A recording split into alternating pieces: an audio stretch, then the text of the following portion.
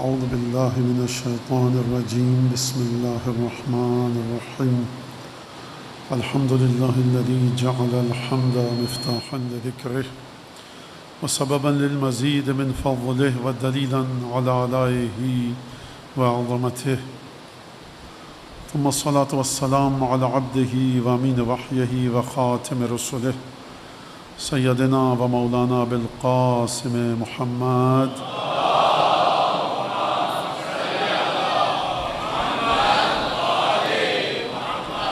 وعلى أهل بيته الطيبين الطاهرين الذين أذهب الله عنهم الرجس وطهرهم تطهيرا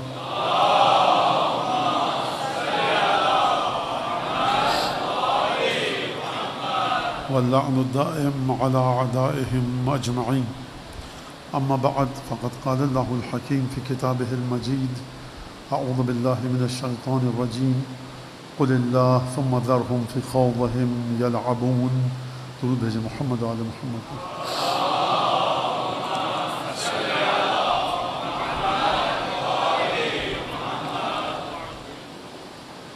قرآن مجید اور رفعت ذکر کے عنوان سے یہ آج اس شب کی دوسری مجلس ہے، اور کل تک آپ کے سامنے ذکر کی بلندی، ذکر زمین پر آتا ہے تو کیا کرتا ہے، اور ذکر آسمان پر جاتا ہے تو کیا کرتا ہے، اور پھر اس کے بعد ذکر کا تعلق جو پروردگار عالم نے بتایا.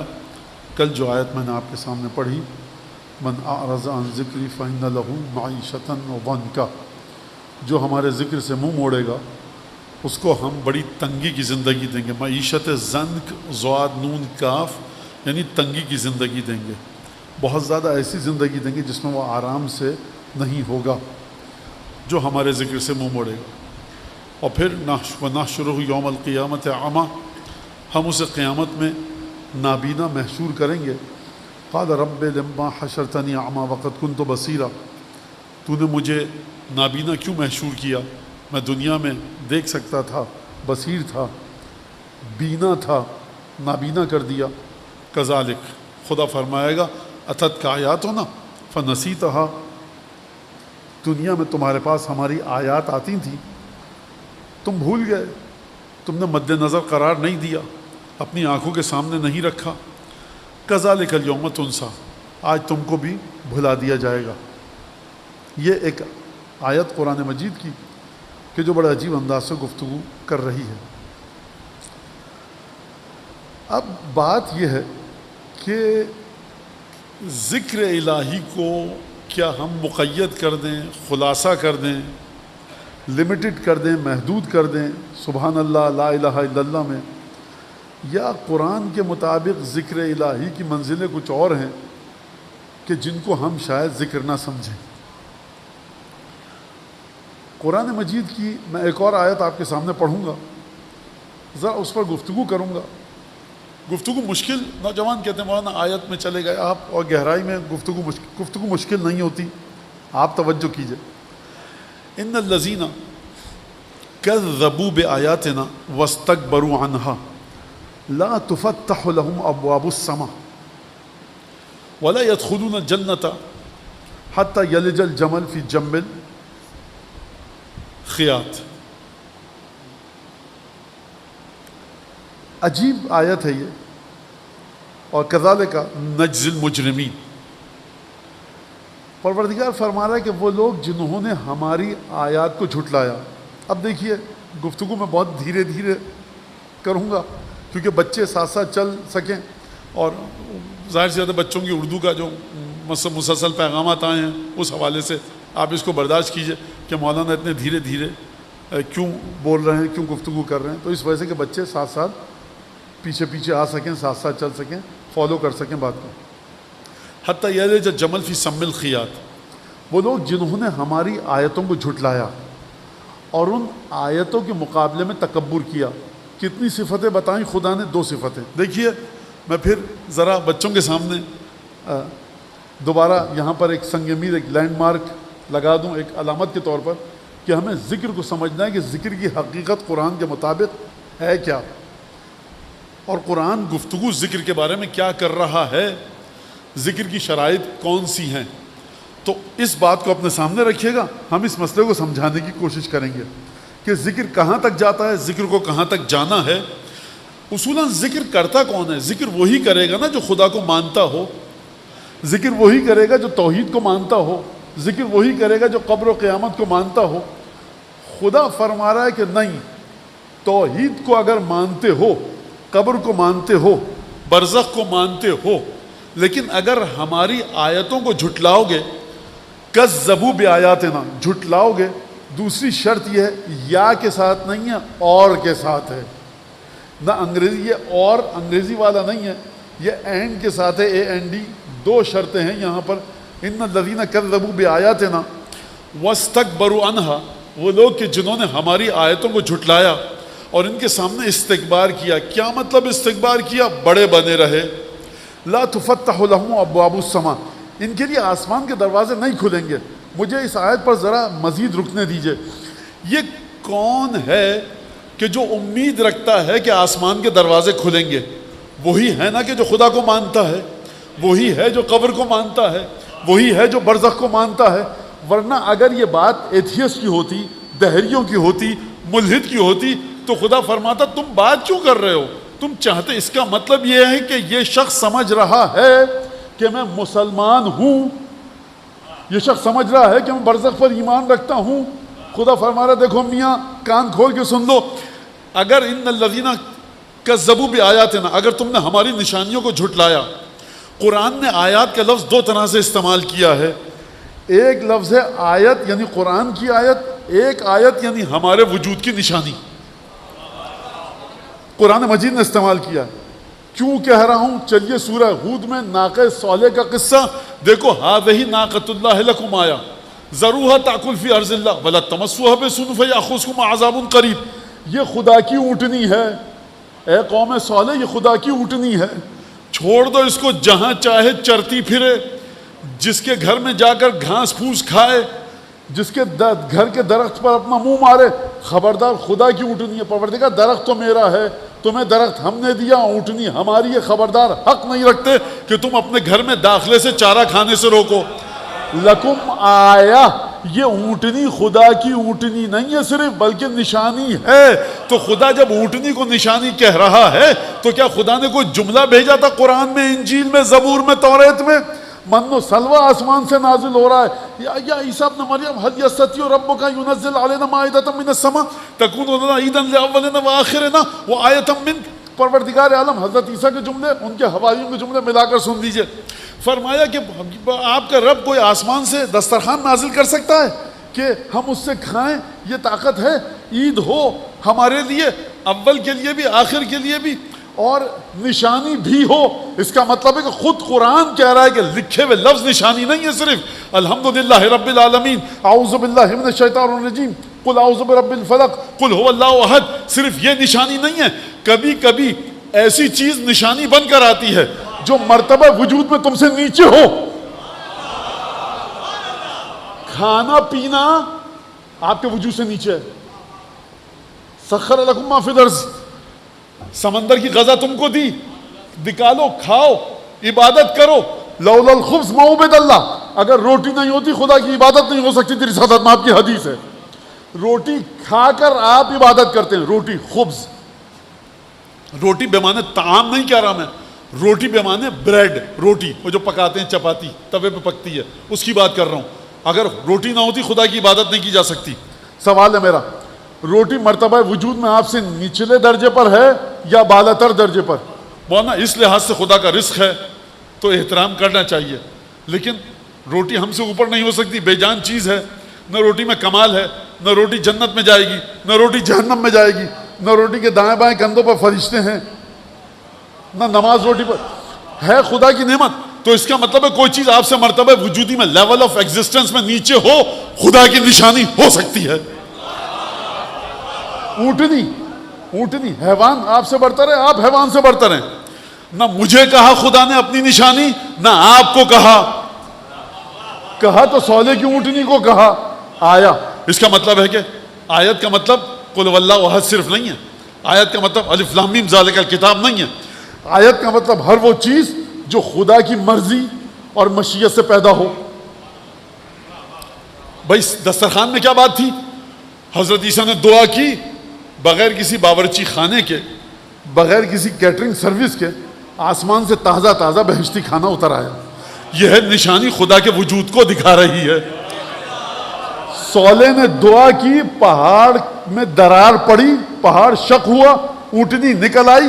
اپنے نارمل طریقے سے جو سلسلہ ہوتا ہے حیوانات کی ولادت اور پیدائش کا، اس طرح سے پیدا نہیں ہوئی. تو خدا نے کہا ہماری آیت ہے. تم سمجھ سکتے ہو کہ پہاڑ کی اوٹ سے، پہاڑ کے اندر سے اونٹنی نکل آئے. تو جانور حیوان کا وجود آپ سے نچلی سطح پر ہے، لیکن آپ کے لیے آیت ہے. لہذا پروردگار فرما رہا ہے ان الذین کذبوا بآیاتنا، وہ لوگ جنہوں نے ہماری آیت کو جھٹلایا، واستکبروا عنہا، اور ہماری آیت کے سامنے اکڑ کر کھڑے رہے، غرور کا مظاہرہ کیا.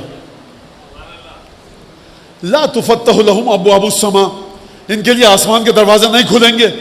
اس کا مطلب ہے یہ اس شخص کی بات ہو رہی ہے جو رگڑے جا رہا ہے پیشانی کو، طواف کیے جا رہا ہے، نہیں کھلیں گے آسمان. بھائی جو نہ طواف کو مانے، نہ خانہ کعبہ کو مانے، نہ حجر اسود کو مانے، نہ نماز کو مانے، نہ قرآن کو مانے، نہ صدقے کو، نہ خیرات کو، نہ دعا کو، نہ نظر نیاز کو، جو نہ مانے اسے امید ہی نہیں ہے. اس کے بارے میں بات کرنے کی ضرورت کیا ہے؟ ایتھیس کو مر رہا، آپ کا وصیت کر لو، شرن گناہ ہے، تمہارا مال ہے. کہ کون سی وصیت؟ برزخ کا سب جھوٹا بکواس ہے، فضول بات ہے، نہ خدا ہے نہ کچھ ہے.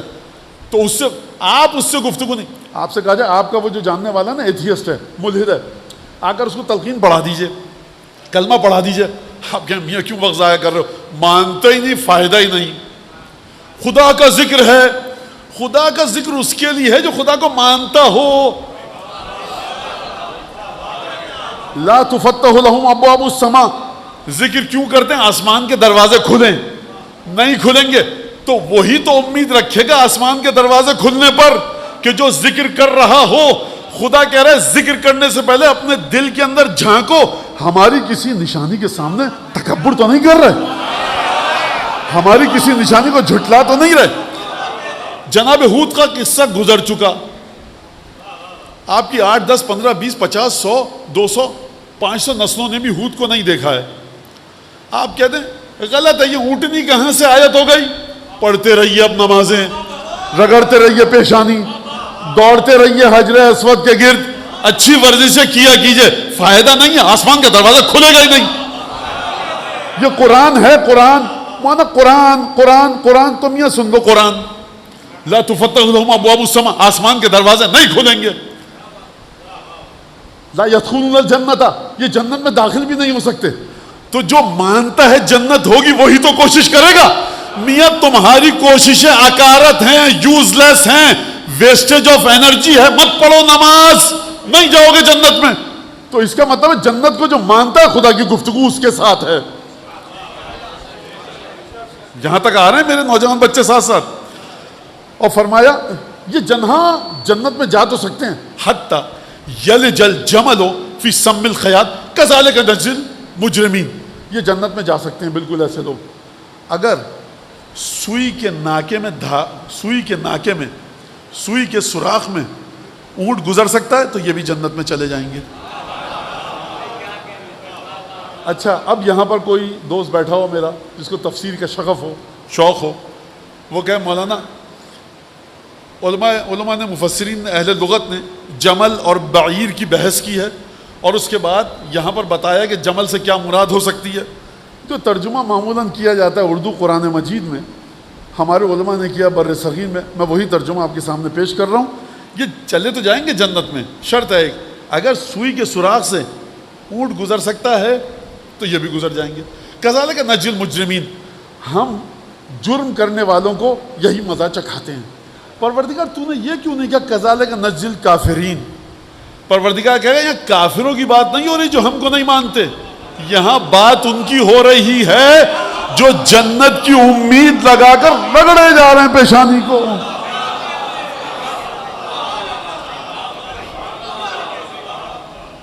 تو اب سمجھ میں آیا آپ کے کہ ہماری آیتوں کے سامنے اب اس کا مطلب ہے کہ آپ کو دسترخوان ماننا پڑے گا. موسیٰ دیکھو لن نصبر علی طعام واحد فادع ربک موسیٰ ایک کھانے پر ہم صبر نہیں کر سکتے جو آسمان سے آ رہا ہے. بنی اسرائیل جناب موسیٰ کی قوم. فَادْعُ لَنَا رَبَّكَ, ہماری خاطر دعا کرو اپنے رب سے. کوئی بنی اسرائیلیوں کو سمجھائے کہ تمہارا جو رب ہے وہی موسیٰ کا رب ہے. تو آپ سمجھیں استکبار آیات, تکذیب آیات, خدا کی نشانیوں کو جھٹلانا, کہ ذرا خدا سے دعا کرو کہ ہمارے لیے آسمان سے دسترخوان آئے, ٹرے آئے, سینی آئے, ایک کشتی آئے, جو بڑی کشتی یعنی یہی سینی آئے, اور اس کے اندر قصہ آہا, فومہا, وعدسہا و بصلہا, اس میں پیاز ہو, کھیرا ہو, ککڑی ہو, مسور ہو, یہ سب چیزیں ہوں جو کھاتے ہیں, تو یہ آسمان سے نازل کریں. بہرحال خداوند تبارک و تعالیٰ کو جلال آیا, اور خداوند تبارک و تعالیٰ نے عجیب کام کیا, اور پروردگار عالم کو اتستبدلون الذی ہوا بالذی ادنی بالذی ہوا خیر, کیا تم اس چیز کو بدل, اتستبدلون الذی ادنی بالذی ہوا خیر, ہم آسمان سے تمہارے پاس کھانا بھیج رہے ہیں اور تم مسور, مونگ, ککڑی, کھیرا, پیاز, لہسن کو مانگ رہے ہو. تم اچھی چیز کے بدلے بری چیز اور گھٹیا مانگ رہے ہو. پروردگار نے چیزیں سو نہیں کہا, شیئن سیئہ, سو بری چیز, فرمایا گھٹیا.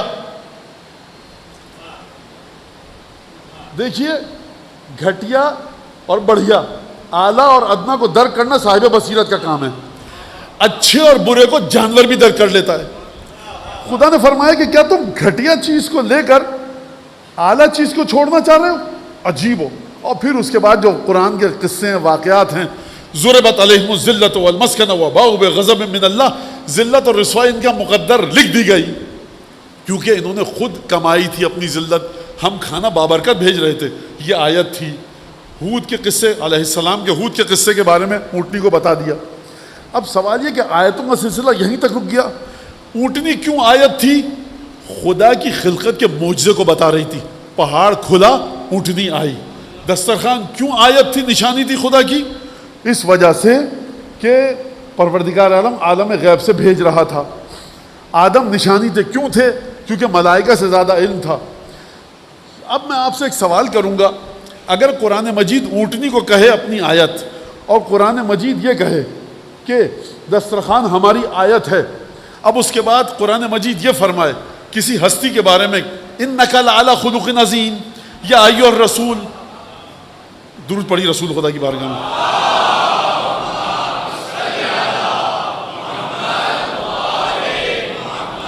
اب اگر کسی کے بارے میں یہ کہا کہ تم بشیر ہو, تم نذیر ہو, تم سراج منیر ہو, داعیا الی اللہ باذنہ ہو, اونٹنی نہ داعیا الی اللہ باذنہ تھی نہ سراج منیر تھی. اونٹنی میں یہ کوئی خصوصیت نہیں تھی. تو جب وہ آیت ہو سکتی ہے, اس کا مطلب یہ ہے کہ رسول خدا اگر آیت ہیں, معیار خدا نے دے دیا کہ دیکھو صرف عبادتوں کو مت دیکھنا, یہ دیکھنا کون رسول کے آگے کتنا جھکا ہوا ہے. خدا کی بارگاہ میں ان کے سجدوں کو مت دیکھنا, رسول کی بارگاہ میں تکبر کو دیکھنا. کون رسول کی بارگاہ میں شانے جھکا کر آ رہا ہے, کون سینہ تان کر آ رہا ہے, کون رسول کے لیے اپنی جان نچھاور کرنے کے لیے تیار ہے, کس کی اولاد, تن, من, دھن سب کچھ رسول کے لیے قربان ہے. دیکھنا یہ وہ لوگ ہیں جو خدا کی آیت کو مانتے بھی ہیں, یہ وہ لوگ ہیں جو خدا کی آیت کے آگے تکبر بھی نہیں کرتے. آسمان کے دروازے ان کے لیے کھلیں گے.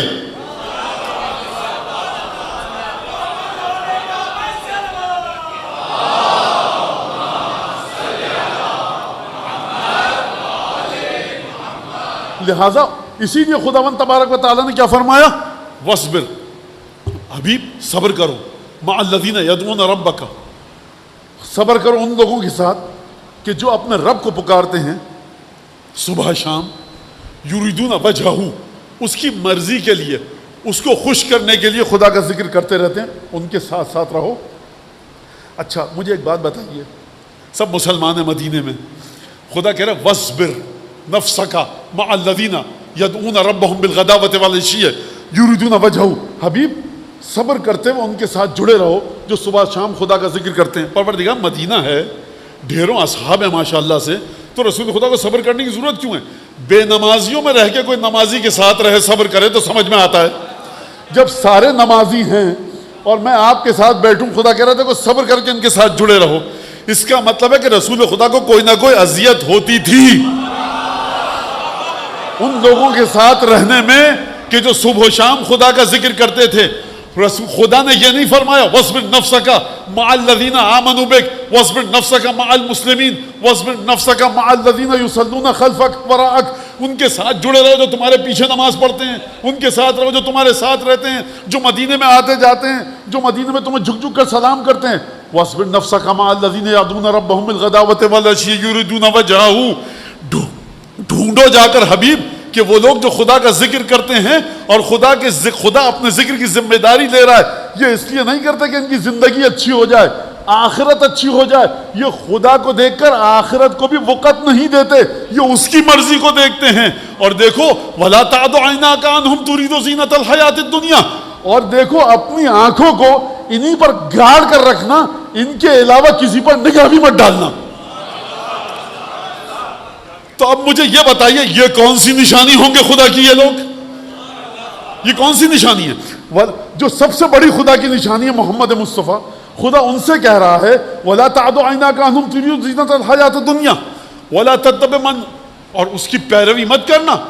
کانا ام جھکوں میں رسول خدا کے ساتھ، کتنا جھکوں، کتنا جھکوں، جھکوں میں رسول خدا کے ساتھ، کتنا جھکوں، کتنا جھکوں. آپ سب کتنا اللہ کے ساتھ نہیں، رسول خدا شرک ہو جائے گا.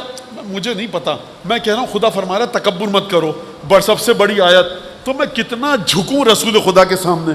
دیکھو پہلا فتویٰ تو یہ علماء اسلام کا کہ نماز میں اگر رسول خدا پر درود نہیں بھیجا یا بھیجا تو کراہیت کے ساتھ بھیجا، مت پڑھو نماز فضول میں. نہیں پڑھو، اچھی ایکسرسائز ہے تمہارے لیے، نماز تو ہے نہیں ہے، کیونکہ تم رسول کا ذکر کرتے ہوئے تمہارے دل میں کراہیت آ رہی ہے. خوب توجہ. میں کتنا جھکوں. اگر جھکنا ہے تو چلو اس کی بارگاہ میں کہ جس کی معرفت یہ ہے، جو اپنی نمازوں کو نہیں بچا رہا، جو اپنی قبر و قیامت کو نہیں بچا رہا، رسول خدا کو بچا رہا ہے.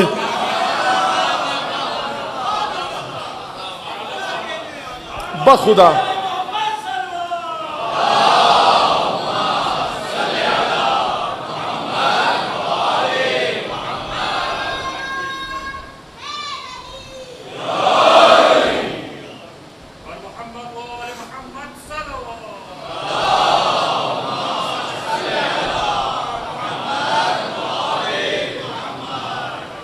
چھوٹا سا واقعہ اشارہ کروں گا اور آگے بڑھنا ہے مجھے. ایک جملہ کہہ دوں یہاں پر، اپنی قبر کی کم فکر کیجئے، محبت اہل بیت کی زیادہ کیجئے. آپ حضرات مومنین قبر کی فکر کی تگودوں میں محبت اہل بیت کو بھول جاتے ہیں. محبت اہل بیت کے زاویے کو صحیح کرو، قبر خود بخود درست ہوگی.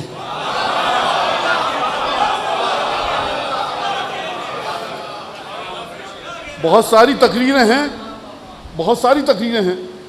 مولانا ہم تو ان مجلس میں لے کے جاتے ہیں جہاں اصلاح ہوتی تھی. میاں شب عاشور اصلاح وصلاح کی جگہ نہیں ہے، مسائل پڑھو سید الشہداء کے.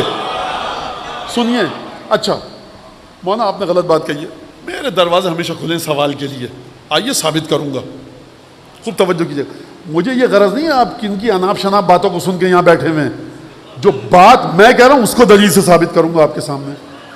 ابھی تو قرآن کی آیت پڑھی ہے، اکڑ کے مت آؤ. پروردگار اتنا نماز، اتنا روزہ، اتنی چیزیں، خم، زکوٰۃ، حج، عمرہ، اکڑو مت آیتوں کے سامنے.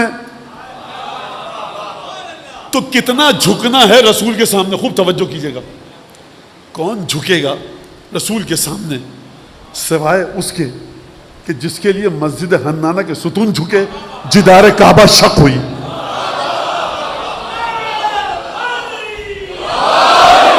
کون جھکے گا اس سے آگے کسی کے سامنے؟ کیا کہنے مادر گرامی کے. آپ امیر المومنین کی شفاعت، او میں بہت آگے کی بات ہے. 6 مہینے 10-12 سال کے جو پوتے ہیں نا جناب امیر کے، وہ نگاہ کرتے ہیں تو میں قیامت میں جنت کے بلند ترین مقام پہ چلے آؤ. اس عقیدے کو رکھو دل میں. خوب توجہ کے ساتھ سنیے. جو بچہ ایسا ہو کہ اس کی ماں یہ کہے دیوار کعبہ کے سامنے کھڑے ہو کر، پروردگار بحق جدی ابراہیم و اسماعیل تجھے قسم دیتی ہوں اپنے جد ابراہیم کی اور اسماعیل کی، وبق ھذا الطفل، اور تجھے اس بچے کی قسم دیتی ہوں جو نومولود ہے، ولادت اس بچے کی ہوئی نہیں ہے. اس ماں کی معرفت کس مقام پر ہے کہ ولادت سے پہلے اپنی اولاد کے تمام کے تمام مرتبوں کو پہچان چکی ہے کہ ابراہیم اسماعیل خدا کے مقرب بندے محمد مصطفیٰ کے ساتھ ساتھ مجھے اس بچے کا واسطہ بھی دینا ہے خدا کی بارگاہ میں. کسی کی ہے دعا؟ اور بہرحال کیا نیا ایک فولڈر بچوں کے سامنے کھولوں؟ چھوڑیے اس کو. دعا صباح شروع کہاں سے کیا؟ توحید سے جناب امیر نے. دعا کیوں پڑھی جاتی ہے؟ آسمان کے دروازے کھلیں. جناب امیر کا نام آیا، چلتے چلتے یہ روایت سن لیجئے چھٹے امام کی کہ جو زائر ہوتا ہے جناب امیر کی بارگاہ میں جاتا ہے، زری کے پاس بیٹھتا ہے. مولا نے فرمایا چھٹے امام نے آسمان کے دروازے اس کی دعا کرتے وقت مولا کی زری کے ساتھ دروازے کھل جاتے ہیں. فلا تکن نوامن، کہیں خواب غفلت میں وہاں پہ مشغول مت رہنا. کبھی کوئی دوست مل گیا اس سے گفتگو، کونے میں بیٹھ کے گپ شپ میں مصروف ہو گئے. یہ وہ جگہ ہے جہاں آسمان کے دروازے کھل رہے ہیں. تو میں اس ہستی کے بارے میں کیا گفتگو کروں جس کی زری کے پاس بیٹھ کر آسمان کے دروازے کھل جائیں. اب جناب امیر آئے اور اس کے بعد آ کر دعا صباح بچے جا کر پڑھیں. دیکھیں اس دعا صباح کو. فرمایا یا من دلع لسان الصباح بنطق تبلجہ وسرح قطع اللیل المظلم بغیاہب تلجلجہ واتقنا صنع الفلک الدوار فی مقادیر تبرجہ وشعشع ضیاء الشمس بنور تعججہ یا من دل بذاتہ علی ذاتہ وتنزہ عن مجانست مخلوقاتہ وجل عن ملائمت کیفیاتہ. سنیے آپ، صبح ہوتی ہے معمولی سی چیز ہے، صبح ہو رہی ہے. جناب امیر کے لیے کوئی بھی چیز معمولی نہیں ہے. وہ ہستی جو یہ کہے ما رأیت شیئا الا ورأیت اللہ قبلہ ومعہ وبعدہ، میں نے کوئی چیز دیکھی نہیں ایسی، اس سے پہلے خدا کو دیکھا، اس کے ساتھ خدا کو دیکھا، اس کے بعد خدا کو دیکھا. ذکر سمجھنا ہے تو چلیے. فرمایا کیا گفتگو کی ہے؟ صبح ہو رہی ہے. پروردگار صبح ہو گئی؟ نا نا نا. جناب امیر ہے، فاطمہ بنت اسد کا سپوت ہے، ابو طالب کا خون ہے، بنو ہاشم کی عزت کا مالک ہے. فرمایا اے وہ ذات کہ جس نے صبح کی زبان کو طاقت گویائی دی سورج نکال کر. دلعا یعنی زبان نکل پڑے.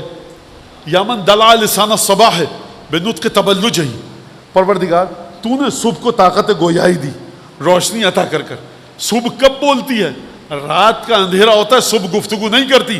کب کرتی ہے؟ فجر کے وقت. ایک دفعہ افق پر سرمئی سرخ زرد روشنی آئی، اب صبح گفتگو کر رہی ہے. کیا گفتگو کر رہی ہے؟ میں طلوع ہو رہی ہوں. یہ ہے جناب امیر. وسرح قطع اللیل المظلم بغیاہب تلججہ، اور پروردگار تو نے رات کی تاریکیوں کے درجات کو ایک دوسرے کے ساتھ اس طرح بہم پیوستہ کیا کہ رات کا پہر گزرتا ہے تیری ذات کی علامت ہے، تیری ذات کی نشانی. سرح قطع اللیل المظلم بغیاہب تلججہ واتقن صنع الفلک الدوار فی مقادیر تبرجہ، اور تو نے جو آسمان پر مختلف آسمان بنائے، فلک بنائے.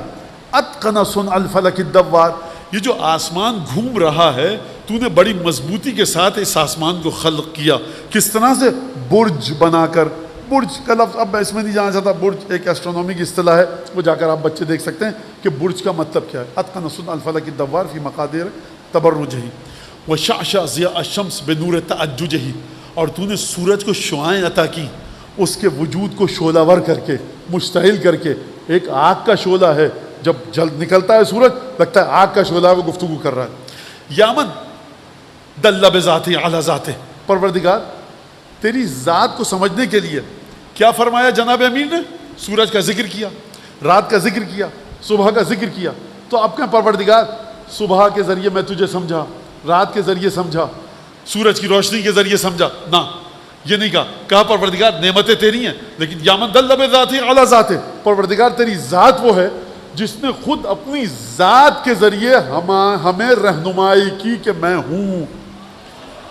توحید جناب امیر کی الگ ہے، یہ میری اور آپ کی توحید ہے کہ سورج، چاند، درخت، گھوڑا، بلی، ہرن، شیر، یہ دیکھ کر توحید کی طرف جائیں. یامن دل بذاتہ علی ذاتہ، پروردگار تیری ذات وہ ہے کہ جس نے اپنی ذات کے ذریعے اپنی ذات کی طرف رہنمائی کی. جب اپنی ذات کے ذریعے ذات کی طرف رہنمائی کی، تنزہ عن مجانست مخلوقاتہ، جب خدا اپنی ذات کو اپنی ذات کے ذریعے بتا رہا ہے تو آپ بھی یہی ہیں. میں آپ کو دیکھ کے آپ کو سمجھتا ہوں، جو یہاں صاحب بیٹھے ان کو دیکھ کے سمجھ رہا ہوں, جو یہاں صاحبان بیٹھے ان کو دیکھ کے سمجھ رہا ہوں, میں ان کی شکل دیکھ رہا ہوں, ان کی صورت دیکھ رہا ہوں. آپ آئیں گے مولانا میں مجلس میں بیٹھا تھا تو آپ نے مجھے بتایا آپ ہیں, تو اس میں کون سی بڑی بات ہے؟ جیسے ہی جناب امیر نے جملہ فرمایا اگلا شک یہ آئے گا کہ کیا خدا اپنا تعارف انسانوں کی طرح کرواتا؟ فرمایا تنزہ مجانست مخلوقات, پروردگار تو جو اپنی ذات کا تعارف اپنی ذات کے ذریعے کرواتا ہے وہ تو کہیں منزہ بلند و برتر ہے کہ تجھ میں اپنی مخلوقات کی کوئی ایک صفت آ جائے. یہ مت سمجھنا کہ ذات خدا میں مخلوق کی کوئی صفت ہے. یہ جملہ کہہ کر جناب امیر نے ہر اس مفکر کی فکر پر خط بطلان کھینچ دیا جو مختلف علوم کے ذریعے خدا کی شبیہیں ڈھونڈے, شباہتیں ڈھونڈے. کہا خدا کسی شبیہ میں نہیں ہے. یہ توحید ہے جناب امیر کی کہ دل بذات ہی اعلی ذات وہ تنزہ مجانست مخلوقات. اگلے مرحلے پر جا کر یہ مت سمجھنا کہ خدا جب اپنا تعارف اپنے ذریعے کروا رہا ہے تو یہ تو ہر انسان اپنا تعارف اپنے ذریعے کرواتا ہے. کہا کہ نہیں, خدا کی ذات میں ایک صفت بھی مخلوقات جیسی نہیں ہے. تنزہ مجان, اچھا کیفیت تو ہوگی, ہم کو غصہ آتا ہے, خدا کو بھی غصہ آتا ہے, خدا جہنم میں ڈالے گا, ہم بھی کسی کو سزا دیتے ہیں غصے میں آ کر, خوش ہوتے ہیں انعام دیتے ہیں تو خوشی سے پھولے نہیں سماتے, غصے میں آپے سے باہر ہو جاتے ہیں. وہ جھلام ملامت کیفیات ہے. خبردار, خدا اس سے کہیں بلند و برتر ہے کہ اپنی مخلوق کسی صفات کو اپنے اندر رکھے. نہ صفات تمہاری اس کے اندر ہیں, نہ ذات کا تعلق تمہارا اس کے جیسا ہے, نہ کوئی اس کی کوئی شبیہ ہے, نہ اس جیسا کوئی ہے, نہ مثل ہے, نہ مثال ہے, نہ نظیر ہے. یہ خدا ہے. جل ملازمت کیفیات. اور اس کے بعد فرمایا یا من ارقدنی فی مہاد امنہ و امانہ و ایقظنی الی ما منحنی بہ من احسانہ. پروردگار تیری ذات وہ ہے جس نے مجھے امن و امان کے جھولے میں گہوارے میں بڑے آرام سے رکھا. یہ جملہ سن لیجئے, میں اس کو روک کر آتا ہوں پھر ختم کروں بات کو اپنی. ایقظنی الی ما منحنی بہ من مننہ و احسانہ, کہ پروردگار تو نے مجھ پر جو نعمتیں دی تو نے مجھے اس کی جانب رخ کر کے توجہ دلائی. یہ جملہ اس کو کل پہ رکھیں گے. گفتگو کرتے کرتے آئے جناب امیر دروازہ کھولنا چاہتے ہیں آسمان کا. کون ہے یہ جناب امیر؟ صفات آپ کے سامنے ہیں. لیکن جب خدا کی توحید کو بیان کیا تو فرمایا پروردگار جب توحید پر گفتگو ہو چکی, پروردگار وصلی علی الدلیل الیک فی اللیل الالیل والماسک من اسبابک بحبل الشرف الاطول والناسع الحسب فی ذروة الکاہل العابل والثابت القدم علی زحالیفہ فی الزمن الاول. جب خدا کی توحید کو بیان کر دیا تو فرمایا اللہم صلی علی, پروردگار درود بھیج. کس پر بھیج؟ کس پر درود بھیج؟ پروردگار درود بھیج صلی علی الدلیل الیک فی اللیل الالیل, اپنے اس رہنما پر تو درود بھیج کہ جو اندھیری ترین گھٹا ٹوپ تاریک اور اندھیری ترین رات میں, گمراہی اور جہالت کی اندھیری رات میں, جہاں کسی کو کچھ نہیں سجھائی دیتا, جہاں کسی کو کچھ نہیں دکھتا, جب آپ کو کچھ نہیں دکھے گا تو آپ رہنمائی پا سکتے ہیں. میں 100 1000 1 لاکھ سائن بورڈ لگا لوں, آپ کو سائن بورڈ نہیں دکھے, آپ سمجھ سکتے ہیں کہ حیدرآباد کس طرف ہے, بلوچستان کس طرف ہے, کراچی سے کوئٹہ کیسے جائیں گے, نہیں جا سکتے. لیکن پروردگار کی ایک آیت ایسی ہے کہ جناب امیر فرما رہے ہیں جہالت و گمراہی کا کتنا اندھیرا ہو, اس ذات میں نور ایسا ہے ہر اندھیرے کو چیر کر اپنے وجود کو دکھاتی ہے. صلی علی الدلیل الیک فی اللیل الالیل. اچھا صرف اپنے کو دکھاتی ہے؟ کہا کہ نہیں, والماسک من اسبابک بالشرف الاطول بحسب الشرف الاطول. اور یہ وہ ہے کہ جو تیری عزت کے بلند ترین رسی کو جس نے تھامے ہوئے ہے, دیکھو صرف اس نے تھاما ہے اس کی خوبی نہیں ہے, اس کا حسب ایسا تھا فی ذروۃ الکاہل العبد وثابت القدم علی زحالیفہ فی الزمن الاول. یہ اس پر درود بھیجنے کی بات کر رہے ہیں جناب امیر کہ جو ہمیشہ سے شرف پروردگار سے جڑا ہوا ہے. اس کے خاندان جیسا کوئی خاندان نہیں ہے, اس میں اتنی طاقت ہے تقوی کی, معنویت کی, پاکیزگی کی کہ کوئی اس کے برابر نہیں آ سکتا. اور یہ کون ہے؟ وہ ثابت القدم علی زحالیفہ فی الزمن الاول. جتنے پیر پھسلنے کی جگہیں تھیں بچپنے میں, لڑکپن میں, نوجوانی میں, جوانی میں, یہ کسی ایک جگہ پر رتی برابر لغزش نہ آئی. ایک وہ ہے کہ جو یہ کہے کہ رسول نے مردار کھا لیا, نجس پانی پی لیا, رسول کو طریقہ نہ تھا کہ کس طرح سے اپنا لباس پہنے. ایک وہ رسول ہے اور ایک رسول ہے اسد اللہ الغالب امیر المومنین علی ابن ابی طالب کا، کہ جو بچپنے سے لے کر بڑھاپے تک اور بڑھاپے سے لے کر موت تک کبھی پیر لڑکھڑائے نہیں. خوب توجہ. یا علی، جب آپ خدا کی توحید کے بارے میں بات کر چکے ہیں تو ایک جملہ کہیے، پروردگار میرے چچا زاد بھائی آخر صبح درود بھیج، اور آگے بڑھ کر اپنی گفتگو کریں. جناب امیر جواب دیں گے کہ میں رسول خدا پر صرف درود نہیں بھیج رہا. ارے نادان، وہ تو ایک جملے میں ہو جائے گا. میں چاہتا ہوں کہ تم کو بتاؤں کہ کس طرح سے خدا کی آیتوں کے سامنے تکبر نہ کرنا. اگر تکبر کیا آسمان کے دروازے نہیں کھلیں گے، رگڑتے رہو گے پیشانی، بھاگتے رہو گے خانہ کعبہ کے گرد، پہاڑی کے چکر لگاؤ، نہ نماز قبول نہ روزہ قبول. آؤ آسمان کے دروازوں کو کھولو، میرے بھائی کے سامنے سر کو جھکاؤ. اونٹنی کے سامنے جس نے تکبر نہیں کیا مسلمان تھا. دسترخوان کے سامنے جس نے تکبر نہیں کیا مسلمان تھا. آؤ آ کر میرے بھائی کی عظمت کو مجھ سے پوچھو.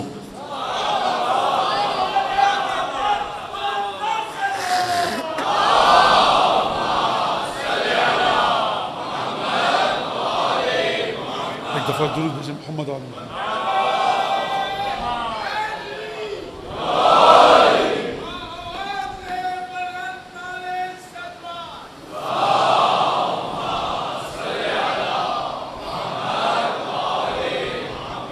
اچھا، میں اب تفصیل سے نہیں جا رہا، وقت ختم ہو رہا ہے. ایک جملہ کہہ کر آج کی گفتگو کو، آج کی جو بحث ہے ہماری، اس کو ختم کروں. عجیب جملہ. یہ علی ابن ابی طالب جو رسول کے سامنے اپنے سر کو جھکائے ہوئے، اور اتنا جھکایا کہ عبادتوں کو بھی اگر دیکھا ہے تو رسول کے ذریعے، عبادتوں کے ذریعے رسول کو نہیں دیکھا، رسول کے ذریعے عبادتوں کو دیکھا ہے.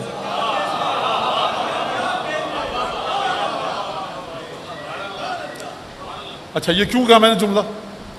سر اقدس ہے زانو مطہر پر. پہلے بھی کہہ چکا ہوں، عرب کے پاس امامہ ہوتا تھا، ابا ہوتی تھی، قبا ہوتی تھی. امامہ اتارتے رسول اللہ کا سر کو اور امامہ رکھتے. جیسے تو نماز قضا ہو رہی ہے، جو یہ کہے کہ میں نماز نہ پڑھوں رسول کی نیند میں خلل نہ آئے، نہیں، یہ بات نہیں تھی. بات یہ تھی کہ آپ کا پرسیپشن کیا ہے، آپ پرسیو کیسے کرتے ہیں رسالت کو. کسی آیت اللہ، مولانا، مجتہد، مفتی کی طرح دیکھتے ہیں امام کو، رسول کو، یا جانتے ہیں کہ عالم غیب سے جو کچھ نازل ہوتا ہے امام کے ذریعے نازل ہوتا ہے؟ آپ کس طرح سمجھتے ہیں؟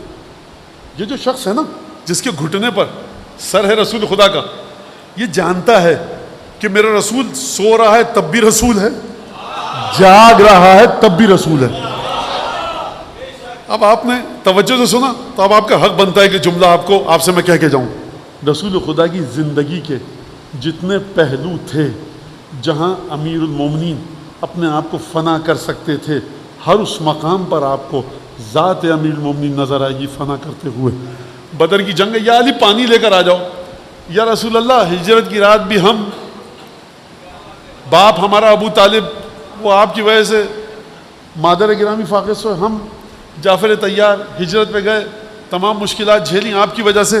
اگر باری باری بھی ہو تو اتنے سارے ہیں، اب باری ہو تو ہماری، ان سے کہیے کچھ ہیں اور لوگ بھی ہیں، پانی لاؤ.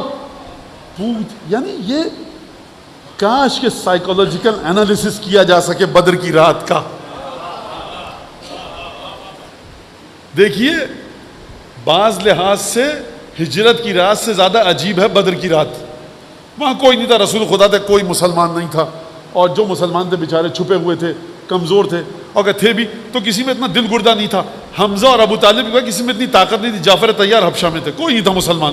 تاریخ بتاتی ہے آپ کو حمزہ کے علاوہ کسی میں نہیں تھی طاقت ایسی کہ جب حمزہ ایمان لائے تب مسلمانوں میں طاقت آئی. اور حمزہ، جناب حمزہ، یہ ایک الگ گفتگو ہے. جناب حمزہ اگر میں کر سکا ذکر الہی کے عنوان سے تو جناب حمزہ کا ذکر آئے گا، آپ حضرات دعا کرتے رہیے گا. تو کچھ بات نہیں کی اور مشکیزہ لے کر چل دیے. مشکیزہ لائے، جنگ ہوئی. یا علی پہلے کچھ کو بھیجا، کفار نہیں مانے، کہا علی حمزہ عبیدہ تم جاؤ، جناب امیر نے اس وقت بھی کہا یا رسول اللہ کچھ چلے گئے۔ احد میں مسلمانوں کے بارے میں قصہ لکھا ہے قرآن نے، میں یہاں بتا کر آپ کا وقت نہیں لینا چاہتا، پڑھ لیجیے جا کر کہ کس طرح سے مسلمان بھاگ رہے تھے، کس طرح سے مسلمان فرار کر رہے تھے، وہ قرآن میں موجود ہے قصہ۔ جناب امیر کھڑے میں، جس مقام پر اگر نماز پڑھنی ہوتی جناب امیر کو تو نماز ساقط ہو چکی تھی، رسول خدا کا دفاع کرتے رہے۔ خوب توجہ کیجیے گا اس بات کے اوپر، اہم ترین واجب قرآن کی روح سے، ہماری فقہ کی روح سے اہم ترین واجب، اس سے بڑھ کر کوئی واجب نہیں ہے۔ چہاردہ معصومین میں سے کسی ایک کی آپ کو جان بچانی ہے، اگر آپ کی نماز جا رہی ہے، روزہ جا رہا ہے، کچھ جا رہا ہے، جانے دیجئے، معصوم کی جان بچائیے۔ اوجب الواجبات معصوم کی جان بچانا ہے۔ ہر مرحلے پر جہاں رسول خدا کو ضرورت تھی، رسول خدا کے ساتھ یہ کام کیا جناب امیر المومنین نے۔ اور اس کے بعد کس طرح سے درود بھیجا یہ میں نے آپ کے سامنے بتایا۔ لیکن عجیب بات ہے کہ روایت کے اندر ہے کہ لیس عند اللہ ہے، خدا کی بارگاہ میں مجھ سے بڑی کوئی آیت نہیں ہے، جناب امیر نے فرمایا، یعنی آپ سے بڑی آیت نہیں ہے۔ آپ کے بھائی جو آپ خود فرماتے ہیں یا علی کہ میں کہاں، میری کوئی حیثیت نہیں ہے میرے بھائی رسول خدا کے سامنے، جو کچھ میرے پاس ہے میرے بھائی رسول اللہ کا دیا ہوا ہے، تو آپ اپنے آپ کو کیسے کہہ رہے ہیں؟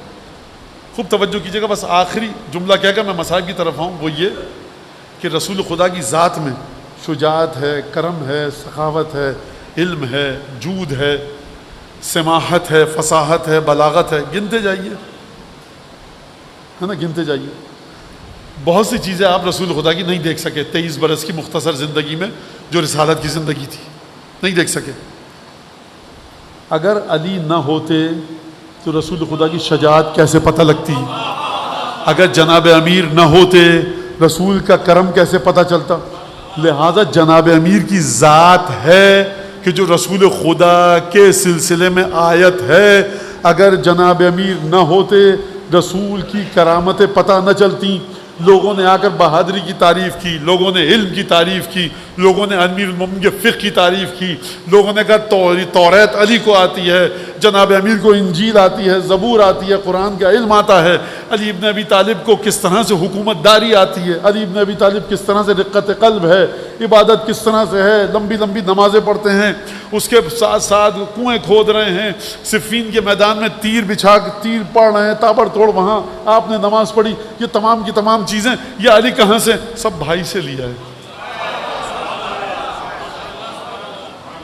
فیض سب علم الہی سے نبی نے پایا۔ کیا کہنے حضرت علامہ مستطاب قبلہ و کعبہ جناب نسیم امروہوی صاحب کے، امام باقر علیہ السلام کا ان کا ایک مرثیہ ہے اور بڑا بہترین مرثیہ ہے۔ میں نے آج تک ایسا مرثیہ نہیں دیکھا، اردو زبان میں ایسا مرثیہ نہیں دیکھا جو قبلہ و کعبہ جناب نسیم امروہی صاحب علی اللہ مقامہ الشریف نے لکھا ہے۔ ذرا کبھی کبھی معیاری کلام بھی دیکھ لیا کیجئے جا کر۔ فیض سب علم الہی سے نبی نے پایا، حق سے جو پایا نبی نے وہ علی نے پایا۔ سب نے پایا، سب اصحاب نے پایا رسول کا فیض، سب نے پایا، بعینے نہ کسی نے پایا۔ پھول کا رنگ جو پایا تو کلی نے پایا۔ حق نے بھیجا جو نبی کے لیے حقاً حقا،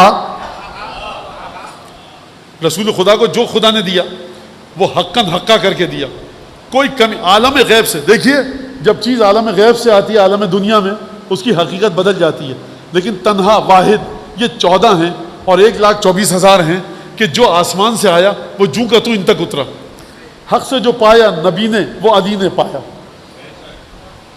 اور اس کے بعد فرمایا قبلہ نے، حق نے بھیجا جو نبی کے لیے حقاً حقا، جو کہ تو عالم یہ سرکار سمجھیے مصرے کی گہرائی کو، یہ عالم دنیا ہے، نجس ترین عالم وجود ہے، لیکن طہارت رسول خدا ایسی ہے کہ غیب سے جب تحفے آ رہے ہیں اس عالم وجود میں، اس عالم ظاہر میں، تو اسی طہارت کے ساتھ رسول خدا کے قلب پر اتر رہے ہیں۔ حق سے جو پایا نبی نے نہ کسی نے پایا، سب نے پایا، بے آئینے نہ کسی نے پایا، پھول کا رنگ جو پایا تو کلی نے پایا، حق نے بھیجا جو نبی کے لیے حقاً حق کا دے دیا نفس کو. ایک درود پڑھیں محمد آل محمد کا.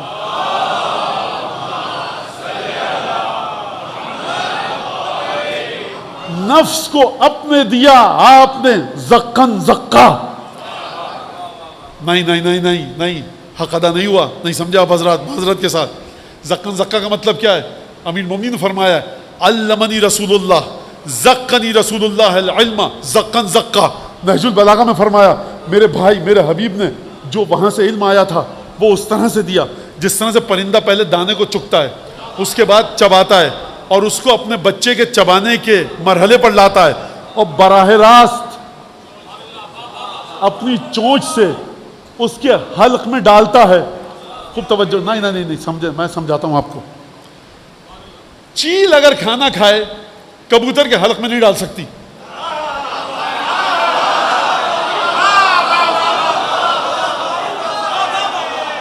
مجھے ایک لفظ کہنے دیجئے. کمال منافرت ہے. بچوں کے لیے کہہ دوں آپٹیمم لیول آف ڈسگسٹنگ ہے، ڈسگسٹنگ لیول پر ہے. میں مثال ایک اور دے دوں. دیکھیے کیونکہ ادب سے دور ہو چکے ہیں بچے تو مجھے اسی سطح پر آنا پڑے گا. آپ کے ہاتھ میں آپ کا بچہ ہے، دودھ اس نے اگل دیا، پٹک دیں گے آپ زمین پر، 2 تماچے لگائیں گے، مولانا استغفر اللہ، بڑی خوشی کہا دیکھو اس نے دودھ اگل دیا. خوشی کی بات ہے، مولانا اپنا بچہ ہے، کمال محبت ہے.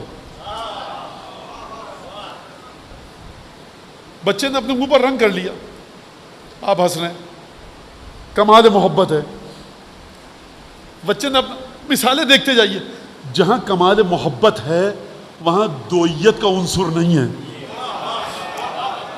کبوتر اپنا دانہ چیل کو نہیں کھلا سکتا، باز مرغی کو نہیں کھلا سکتا. یہ جو زکن زکا کا مطلب کیا ہے؟ یہ زکن زکا اشارہ ہے اس حقیقت کی طرف انا وعلی من شجر واحدہ وسائر الناس من شجر شتیٰ. میں اور علی ایک ہی درخت کے 2 نور ہیں، آدھا نور گیا صلب عبداللہ میں، آدھا نور گیا صلب ابو طالب میں، اور اس کے بعد دوبارہ آ کر یہ نور مل گئے. اس کا مطلب کیا ہے؟ اب اگر علی رسول سے علم نہ لیں تو کس سے لیں؟ حق نے بھیجا جو نبی کے لیے حقاً حق کا، نفس کو اپنے دیا آپ نے زکن زکا. یعنی کیا مطلب؟ جس طرح سے وہاں تک آیا، وہاں سے یہاں تک آیا. اب جو یہاں سے وجود علی بن ابی طالب سے جو بھی کام ہوگا وہ علی کا کام نہیں ہے، رسول خدا کی تصویر ہے. لہٰذا اب آپ کی سمجھ میں آیا. اگر آپ چاہتے ہیں کہ نماز آپ کی عرش تک جائے، روزہ جائے، حج جائے، قرآن جائے، تو عظیم ترین آیت ہے خدا کی، امیر المومنین علی ابن ابی طالب، نماز جیسی بھی پڑھنی ہے پڑھو، علی کے بارے میں رتی برابر تکبر نہ آئے، جناب امیر کے بارے میں رتی برابر تکذیب کا پہلو نہ آئے.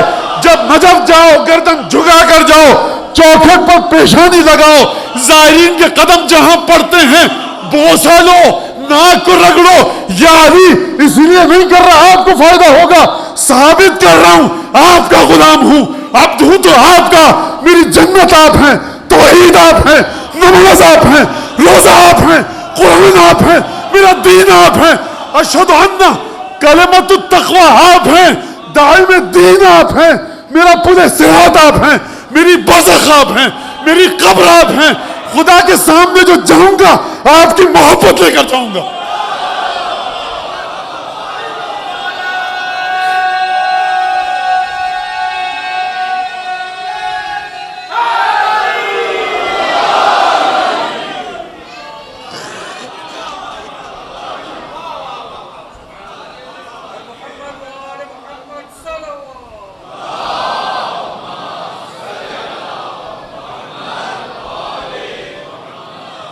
اونٹنے کے سامنے تکبر کرو گے تو خدا جہنم میں پھینک دے گا. دسترخوان کے سامنے تکبر کرو گے خدا جہنم میں پھینک دے گا. علی ابن ابی طالب کے روضے کے سامنے کھڑے رہو کہ مجھ جیسا انسان ہے. میاں کہاں ہو؟ اب میں کچھ ثابت نہیں کمانا کہاں سے، جس کی سمجھ میں آ گئی نہیں سمجھ میں آئی یقین کیجئے جناب امیر کی صحت پر رتی برابر اثر نہیں پڑے گا. ان تکفروا من فی الارض جميعا لن يضر اللہ شیئا. اگر تم پوری کائنات کافر ہو جائے نہ خدا پر اثر پڑے گا, اور یہ تفسیر میری طرف سے, جناب امیر پر بھی رتی برابر اثر نہیں پڑے گا. سمجھیے 2 محرم ہے, جناب سید الشہداء وارد ہو چکے ہیں کربلا کی خاک پر. اور عجیب جملہ ارشاد فرمایا جناب سید الشہداء نے, جو خطبہ دیا چلنے سے پہلے, خط الموت على ولد آدم مخط القلادة في جيد الفتاة وما أولهني إلى أسلافي اشتياق يعقوب إلى يوسف إن لي مصرا خير لي. کہا کہ دیکھو موت بنی آدم کے لیے اس زیور کی طرح ہے جو نوجوان لڑکی اپنے گلے میں ڈالے. پھر فرمایا کہ دیکھو میرے شہید ہونے کی جگہ کا انتخاب ہو چکا ہے, میں وہیں پر جا کر شہید ہوں گا. اور فرمایا میں کتنا تڑپ رہا ہوں اپنے آبا و اجداد سے ملنے کے لیے, خدیجہ سے, فاطمہ بنت اسد سے, عبد المطلب سے, ابو طالب سے, جناب عبداللہ سے, رسالت مآب سے, جناب امیر سے, اپنے بھائی حسن مجتبیٰ سے. اور اس بی بی کا ذکر کیوں نہ کروں میں کہ جس نے چکی پیس پیس کے پالا تھا.